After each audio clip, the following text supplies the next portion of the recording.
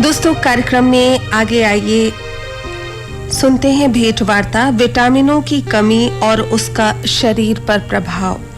जानकारी दे रहे हैं डॉक्टर उपेंद्र मणि त्रिपाठी। आपसे बातचीत की है संजय धर द्विवेदी ने। श्रोताओं, अक्सर आपने देखा होगा कि हम घरों में ये पाते हैं कि जब भी कोई बात होती है स्वास्थ्य ठीक करने की तो कहने लगते हैं कि विटामिन ले लीजिए। विटामिन का क्या प्रभाव शरीर पड़ता है और उसकी कमी से क्या दुष्प्रभाव शरीर पर पड़ता है, इसको जानने के लिए आज हमने अपने स्टूडियो में आमंत्रित किया है वरिष्ठ होम्योपैथिक चिकित्सक डॉक्टर उपेंद्र मणि त्रिपाठी जी को। त्रिपाठी जी, आकाशवाणी के स्टूडियो में आपका बहुत बहुत स्वागत है। आकाशवाणी के सभी सुधी श्रोताओं का अभिनंदन और आकाशवाणी परिवार का आभार। डॉक्टर साहब, जाने अनजाने विटामिनों के बारे में बहुत सारी चर्चाएं हम लोग सुनते रहते हैं, तो सबसे पहले तो आप हमारे श्रोताओं को यही बताइए कि विटामिन है क्या, क्योंकि बहुत सारे लोग तो वाकई ये नहीं जानते। जी देखिए, बेहतर स्वास्थ्य के लिए हम संतुलित भोजन करते हैं सर, और संतुलित भोजन में आवश्यक पोषक तत्व पाए जाते हैं सर। उनका एक अपना कार्य है। भोजन हम काफी मात्रा में करते हैं, लेकिन पोषक तत्व बहुत ही न्यून मात्रा में होते हैं। उन्हीं में से जो पोषक पदार्थ हमें हमारे शरीर को स्वस्थ रखने के लिए आवश्यक क्रियाओं में सहायता करते हैं, उनको हम विटामिन, मिनरल्स और उसी में से एक है विटामिन के रूप में जानते हैं। जी। अब इतनी कम मात्रा में आवश्यकता है, फिर हम उसको सप्लीमेंट क्यों लें, ये आगे का विषय आएगा। तो जरूरत ये है जानने की कि ये क्या कार्य करता है। सेलुलर लेवल से हमारा शरीर का बनता है, शरीर में कोशिकाएं होती हैं, फिर ऊतक होते हैं, फिर अंग का निर्माण होता है, फिर हमारा पूरा शरीर। तो इन सबको मजबूती देना, भोजन से प्राप्त जो विटामिन है, इसके द्वारा जो भोजन हमने किया है उससे ऊर्जा का निर्माण करना, जो हमको कार्य करने की क्षमता देता है। और तीसरा सबसे महत्वपूर्ण कार्य है प्रतिरक्षा, रोगों से लड़ने की क्षमता को निर्माण करना और बना के रखना, ताकि हमारे और कोई रोग हमारे शरीर में प्रवेश ना कर पाए। तो ये मुख्य इन चीजों में विटामिन का बहुत उपयोग होता है। जी। लेकिन हम बात करते हैं विटामिनों की, यानी बहुत तरह के विटामिन होते हैं। जी, कई प्रकार के विटामिन होते हैं। सभी तो एक तरह के नहीं होते होंगे, कोई बहुत महत्वपूर्ण होते होंगे, कुछ कम महत्वपूर्ण होते होंगे। जी। इस पर थोड़ा सा प्रकाश डालें। देखिए, जो मूलतः प्रकार है मुख्य रूप से, एक होता है फैट सॉल्युबल, यानी वसा में, वसा तेल समझ सकते हैं, उसमें घुलनशील। अब वसा में घुलनशील विटामिन का प्रकार और दूसरा जल में घुलनशील, ऐसा वर्गीकरण क्यों किया गया?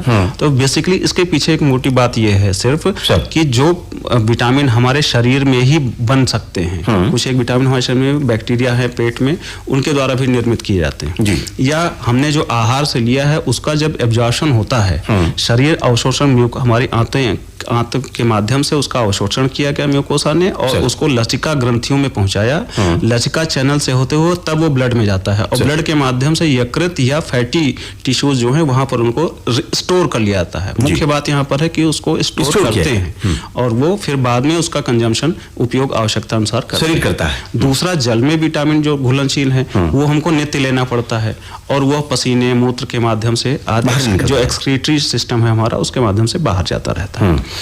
अभी जो पहला प्रकार हमने बोला वसा में घुलनशील, इसमें कई विटामिन है, A, D, E, K, और K। हाँ, ये विटामिन केवल वसा में घुलनशील है। सबसे महत्वपूर्ण पहला, जैसे विटामिन A। अब विटामिन A हमें किन चीजों से मिलता है, खाने से क्या लाभ मिलता है और किस कार्य में आता है, जब हम इसको समझेंगे तो हमें उसका महत्व भी समझ में आएगा, और दैनिक हमको क्या कंजम्पशन करना चाहिए, एक्स्ट्रा लेना चाहिए नहीं लेना चाहिए, इस पर चर्चा करें। हम लोग को ये ज्यादा आवश्यक है, ये समझना आवश्यक है। बिल्कुल। तो जो विटामिन ए है, ये रेटिनल और कैरोटिनॉइड, इसके दो फॉर्म में इसको हम प्रयोग करते हैं या पहचानते हैं। पहला है रेटिनल, तो ये जो है जीव जंतुओं से मिलने वाले जो खाद्य हैं, जैसे दूध हो गया, इस प्रकार के जो, या अंडे, मैं ज्यादा उस पर मांसाहार पर चर्चा नहीं करूंगा, लेकिन तो जीव जंतुओं से मिलने वाला, और दूसरा कैरोटिनॉइड, ये वनस्पतियों से मिलता है, हरी पत्तेदार सब्जी। अब आपने सुना होगा रतौंधी एक रोग होता है, लक्षण, रात में हमको कम दिखाई पड़ रहा है, अंधेरे में ना दिखाई पड़ना सामान्य बात है, लेकिन अंधेरे रात के समय प्रकाश में भी कम दिखाई पड़ना, ये उसको रतौंधी कहते हैं, उसको जीरोसिस बोलते हैं। त्वचा पर भी कुछ ऐसा धब्बे जैसा दिखाई पड़ना, इस तरीके के अगर लक्षण आ रहे हैं तो ये संकेत, कई बार ऐसा होता है बर्थ मार्क जैसा कुछ फटने जैसी त्वचा दिखने लगती है। तो ये जो लक्षण है, ये विटामिन ए की कमी के पहचान कराते हैं, उसका संकेत करते हैं। उसकी पूर्ति कैसे हो, इसके लिए हमको हरी पत्तेदार सब्जियां जैसे मूली है, गाजर है, इसका सेवन करना चाहिए। दूध तो एक अल्टीमेट सोर्स है सर, सर्वाहार कह सकते हैं उसको। प्रतिदिन बच्चों में 300 से 400 माइक्रोग्राम और बड़ों में 600 से 800 माइक्रोग्राम की आवश्यकता विटामिन ए की है। विटामिन ए की। अभी बात करेंगे विटामिन, दूसरा है ई। हम डी एंटीऑक्सीडेंट्स का काम करते हैं, यानी कोशिकाओं की रक्षा करता है और कोशिकाओं की रक्षा, एंटीऑक्सीडेंट उनको नुकसान होने से बचाता है। तो ऐसे जितने सारे रोग हैं, जैसे आप उनको कैंसर भी कह सकते हैं सर, और प्रोटेक्टिव नेचर भी है, एंटीऑक्सीडेंट हैं। तो मधुमेह है, कैंसर है, जितनी बड़ी बीमारी हैं उन सब में अगर कोशिकाओं की लड़ने की क्षमता अच्छी है तो विटामिन ई वहाँ पर कार्य करता है। शुक्राणुओं की कमी जिनकी होती है उनको भी विटामिन ई, यानी निर्माण का कार्य, सुंदरता का कार्य। और विटामिन के, मैं इनको शॉर्ट में बता रहा हूँ, जो महत्वपूर्ण उस पर ज़्यादा चर्चा करेंगे। विटामिन के थक्का जमता है, ब्लड का थक्का जमने में सहायता करता है। और ये जो विटामिन है, इसको पेट में कुछ बैक्टीरिया पाए जाते हैं, वो बना भी सकते हैं। अब विटामिन डी बचा हुआ है। विटामिन डी हमने सुना कि बच्चों में हड्डी का रोग, बढ़ते हुए बच्चों में हड्डियों के किनारे बढ़ते लगते हैं। कुछ बच्चे ऐसे होते हैं जिनकी हड्डियां मुड़ जाती हैं जी। अगर विटामिन डी पूरा पर्याप्त नहीं है, कैल्शियम की कमी हो गई, धूप इसका स्रोत है, धूप से हमको प्राप्त होता है, सुबह की धूप में मिल सकता है। तो इससे जो कमी होने वाली, डी को 3 प्रकार से लेते हैं, D1, D2, D3 जी। ये तो प्रकार है इसके। और ऐसे ही हम इसको समझ सकते हैं, हृदय रोग यानी डेफिशिएंसी इसकी क्या होगी, दिल, दिमाग और disturbance of mood, nervous system disturb होगा तो मूड चेंज वाला सिम्टम आता है जी। इसकी कमी पूरा करना, ऑस्टियोपोरोसिस हो जाती है। आजकल महिलाओं में हम देखेंगे, पुरुषों में ज़्यादा हड्डी टूट जाती है, बहुत ज़्यादा हड्डी टूट जाती है। ऑस्टियोमलेशिया एक रोग होता है जिसमें हड्डियों के बीच क्षरण पैदा हो, ऑस्टियोपोरोसिस एज बढ़ने के साथ जी। अक्सर थकान लगी, मांसपेशियों में दर्द आया, काम नहीं कर पा रहे हैं। ये विटामिन डी जो आजकल भी देखा जा रहा है और ज़्यादातर लोग खाते रहते हैं गोली। तो यहाँ पर एक सलाह मैं देना चाहूँगा कि हम लोग पूरक आहार के रूप में इसको ले सकते हैं, लेकिन बगैर किसी डॉक्टर की सलाह के हमको विटामिन डी या B12 जो जनरली लेते हैं। एक बात बताना चाहूँगा कि अक्सर मैंने कई जगह देखा है कि जो काफ़ी संपन्न लोग हैं उनके जो डाइनिंग टेबल है, भोजन के लिए जो टेबल है, उस पर अक्सर देखा जाता है कि विटामिनों की शीशियाँ रखी रहती हैं और बिना जाने बिना समझे उसमें से ले लोग भोजन के पश्चात खाते रहते हैं। देखिए, अगर हम संतुलित भोजन कर रहे हैं तो हमारे भोजन प्राकृतिक स्रोत से ही हमको विटामिन मिल जाता है। हमें कोई भी पोषक तत्व तो बाहर से लेने की आवश्यकता नहीं है। जो मल्टीविटामिन की गोलियां आती हैं ये पूरक आहार के रूप में है, कोई मेडिसिन भी नहीं है ये कि कोई किसी पैथी का इस पर एलोपैथी या होम्योपैथी खा रहे हैं, ऐसा कुछ भी नहीं है। ये पूरक आहार है, पूर्ति कर रहे हैं, और अगर पूर्ति भोजन से हो रही तो इसकी आवश्यकता नहीं है। उपेंद्र जी, अभी आपने ये बताया कि ये कुछ महत्वपूर्ण विटामिन हैं और ये जो किन किन रोगों से प्रतिरक्षा करते हैं हमारी, अगर इनकी कमी होती है जी, जैसे विटामिन ए, ई, के, डी, तो क्या क्या समस्याएं खड़ी हो सकती हैं, शरीर पर क्या क्या प्रभाव पड़ सकता है?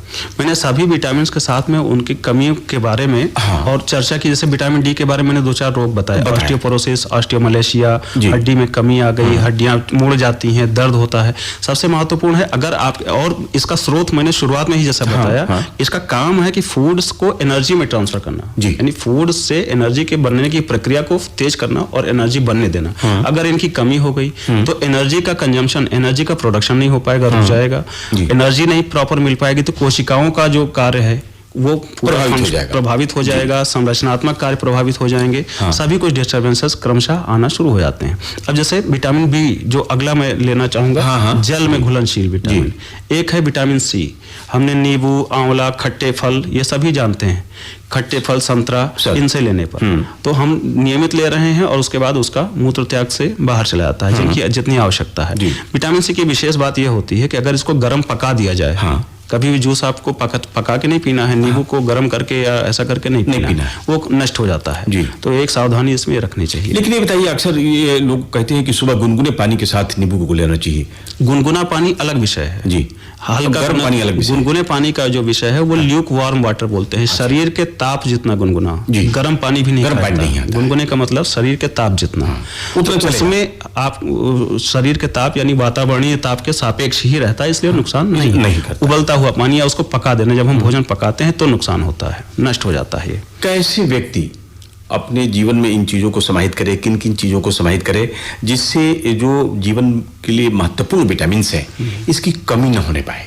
एक और विटामिन के बारे में चर्चा करें, उसी में हम इस विषय को समेट लेते हैं। Vitamin B complex.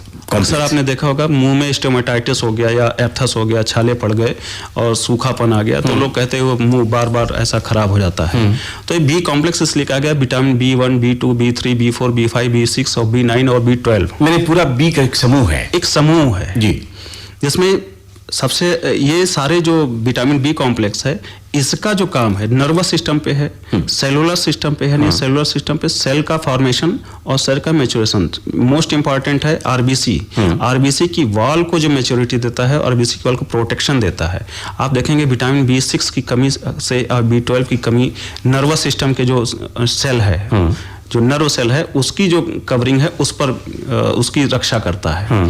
तो इस प्रकार विटामिन बी कॉम्प्लेक्स है। B12 नर्व सिस्टम, जिन लोगों को तनाव बहुत होता है, झुंझुनीपन आ जाती है, नर्वस सिस्टम वीक हो जाता है, हेडेक हो रहा है, झुंझुना और कंपन आ रहा है, ऐसे लोगों को ऑप्टिक न्यूराइटिस, आंखों में सूजन आ गई, नर्वस पता चला कि ऑप्टिक न्यूराइटिस, आंखों से दिखना कम हो गया, ब्लाइंडनेस आ गई अचानक सी, तो ये जो कमी आ रही है। और इसका जो स्रोत है विटामिन B12 का, ये नॉनवेज में पाया जाता है या जीवधारियों द्वारा, यानी जानवरों के प्रोडक्ट्स जैसे दूध हो गया, दूध से बने हुए प्रोडक्ट्स हो गए, मक्खन में पाया जाएगा। तो ये हम इसको खास खाने की पूर्ति, यानी जिस चीज की कमी से अगर हमारा विटामिन की कमी कहीं पर आ रही है, उसके स्रोत को हम अपने आहार में संतुलित मात्रा में लेंगे। अभी हमारे आहार जो भारतीय थाली है, आप देखेंगे रोटी, दाल, चावल, सब्जी, दूध, मक्खन, घी और कच्चे सलाद, जिसमें हरी पत्तेदार सब्जियां, पीले फल, गहरे रंग के पीले फल, हरी पत्तेदार सब्जी, ये हमारा एक संतुलित भोजन बनता है। थोड़ा सा मीठा गुड़, भुना हुआ चना और नमक, तो और संतुलित लेते रहेंगे। सारे मल्टीविटामिन हमें इतने में पर्याप्त है। हमें बाहर से कोई गोली खाने की आवश्यकता नहीं पड़ेगी। उपेंद्र जी, हमारे श्रोताओं से और कुछ कहना चाहेंगे? मैं आपके श्रोताओं से सिर्फ इतना ही निवेदन करूंगा, हम लोग स्वस्थ खाएं, स्वस्थ रहें, स्वस्थ सोचें और स्वस्थ जिएं। तो फिर किसी चीज की कोई परेशानी हमको नहीं होगी। प्रसन्न मन से अपना जीवन यापन करें तो इन सारी चीजों की पूर्ति अपने आप हमारे शरीर को होती रहेगी। डॉक्टर उपेंद्र त्रिपाठी जी, आप वरिष्ठ होम्योपैथिक चिकित्सक हैं। आपने आकाशवाणी आकर विटामिनों की कमी और उसका शरीर पर जो प्रभाव है इसके संबंध में हमारे श्रोताओं को जानकारी दी। आपका बहुत बहुत धन्यवाद। अभी आपने सुनी ये भेंट वार्ता विटामिनों की कमी और उसका शरीर पर प्रभाव। वार्ताकार थे डॉक्टर उपेंद्र त्रिपाठी। आपसे बातचीत की थी संजय धर द्विवेदी ने। और जरूरत है कभी